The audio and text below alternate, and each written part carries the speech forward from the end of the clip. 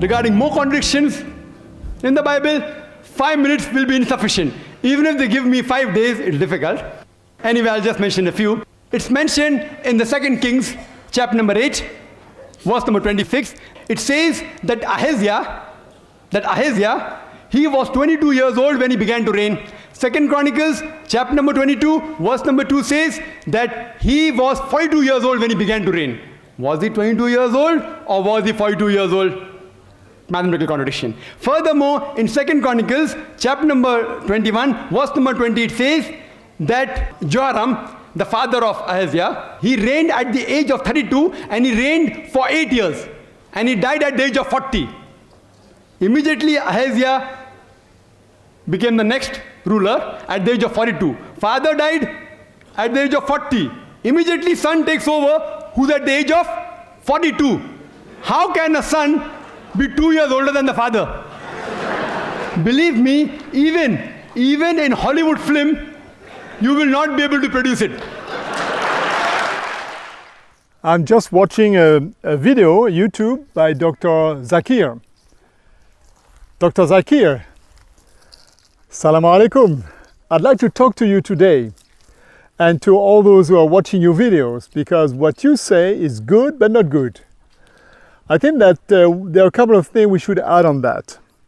The topic of that video is that the Bible allegedly is not the truth. It has been falsified, there are different versions, there are contradictions in the Bible.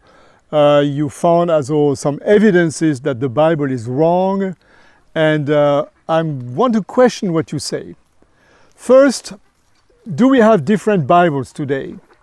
And the answer is yes and no. Actually, there's one trunk of the Bible.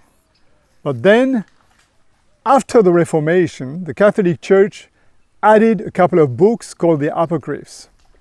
These books have been added after the Reformation, which means that until the time of Martin Luther, exactly until 1545, which means more than 900 years after the Quran, everybody, the Protestants, the Catholics, the Orthodox, had the same Bible. We have small differences, that's right, with the Coptic Church, but the trunk, again, is the same. Concerning the translations, of course, the Bible is a book like the Quran. They are bestsellers, so it's normal that you have plenty of translations. When I go on Google and try to find the Quran online, I find, I don't know, maybe 10, 20 translations just in English, and other languages, a lot of. So sometimes the translations are very word by word, and a bit difficult to understand. Sometimes the translator tries to be more easygoing, which doesn't mean that it's not accurate, but it's not very, very exact. So this is the dilemma every translator has. But this doesn't change the original text in Hebrew, Aramaic, and Greek. The original texts are all the same. The 5,000 manuscripts are all the same. I mean, there are very, very small differences between the manuscripts. They are all written down. There's no secret. You can find it on the internet. But these are minimum, these are very small differences. And so, yeah, I wouldn't say that the Bible is inspired word by word, but the general topic and the theological message of the Bible is the same no matter which version and which translation you use. I think that's very important to know.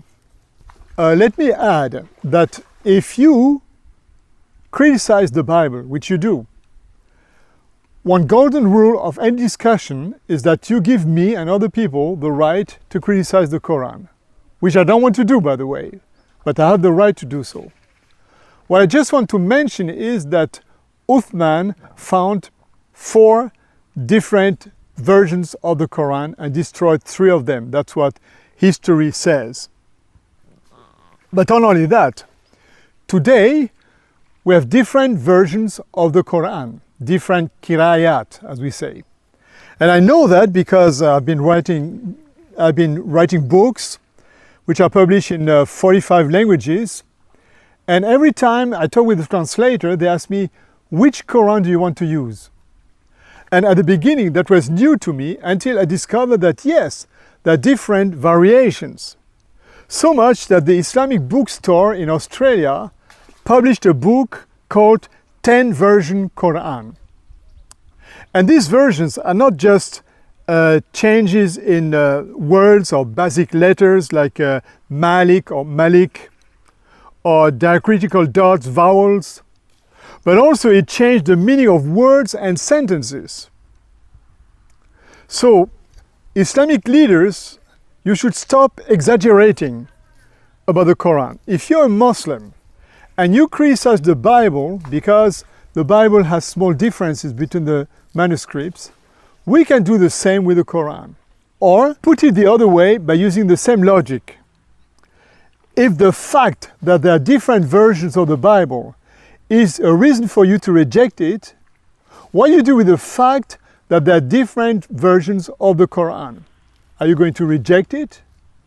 So you have to use the same measure here, otherwise it's not honest.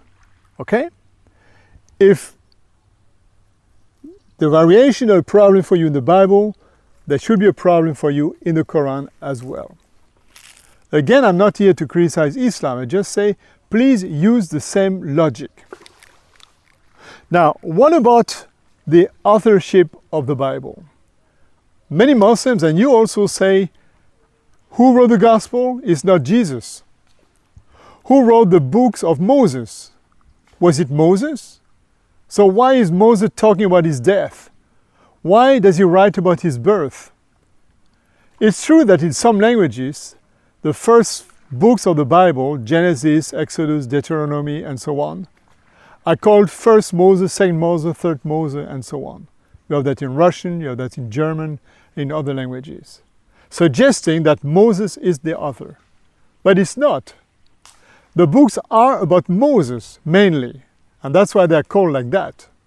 I believe that Moses wrote a big part of them. But of course, Moses is not the one who wrote about his birth and his death. The problem is that the Quran says that the books, the Torah, was sent down on Moses, and the Gospel was sent down to Jesus. But that's not what the Bible says. And so the Bible doesn't reveal himself in the same way, saying the books came down. Okay, to make a long story short, no, Jesus is not the author of the New Testament. Jesus spoke, and that was usual in his time, in an oral tradition, and people wrote it down later on. By the way, you have the same with the Quran. Muhammad never read the Quran, we know that. When you say the Quran was sent down to you, Muhammad, does it mean that Muhammad wrote the Quran? No. So if the Bible has been sent down to Moses or Jesus, supposedly, yeah, taking what the Quran says, it doesn't mean either that Jesus and Moses wrote the Bible. You see the logic? I mean, we have to remain on the same level here, otherwise we're not consistent and it doesn't help anybody. Now, how do we reconcile the contradiction of the Bible? You mentioned one in that video, the differences of chronology between the Kings and the Chronicles. Actually, these kind of questions have been answered thoroughly on the internet. You can find hundreds of videos explaining these alleged contradictions. I don't want to go on that. What I want to say is that if somebody criticizes a book, you as a Muslim or a Christian criticize the Quran, always listen to the other side and make your own judgment. Don't listen to just one source, one version. I mean, there's always two versions on a story that is so important than that one, the authenticity of holy books like the Quran or the Bible. So now, I could answer a little bit about your criticizing of the different dates between the Kings and the Chronicles. First, there are different systems of datation, different ways of counting, for example, the first year of a king. Secondly, some books count the time when a king was just a king, some others count the time when he was the king and the co-regent, which makes a big difference. Okay? So we could add other things, but I believe that those contradictions are just apparent. They are not real. And maybe they're just different in perspective, in emphasis, or historical context. Now, to conclude with, I want to ask you a question. If you criticize the Bible, why don't you criticize the Quran? If you reject the Bible, you have to reject the Quran, because the Quran says the Bible is the truth, the light, and the guidance. Okay? So you pray many times a day, Itina Sira Mustaqim, guide us on the right way. And the Quran said the Bible will guide you on the right way. According to the Quran, the newest revelation, called the Quran, is not an upgrade of the Bible, but it came to confirm the authenticity, the validity of the Bible. That's what the word Musadikan says. So if the Quran says that it came to confirm the Bible is the truth, the light, the guidance, and so on, then it means that until the time of the Quran, the Bible was the truth. So it could be that it has been falsified after the Quran. But explain me why the Bible we have today in the whole world is older than the Quran. This is the very same text the Quran says it's light and guidance and truth. Now, suppose the Bible has been falsified later on. It must have been a huge historical event. Show me in history when it was. And one more question. If the Bible in the time of the Quran was the truth, and the Bible was falsified later on, you Muslims, every Muslim who is considered a guardian of the truth, according to the Quran, a Hafiz, should have a copy of the true Bible at home. In every mosque, there should be a copy of the true Bible, not like some Muslims say, somewhere hidden in the cave of the Vatican or a museum in Ankara, Turkey. No.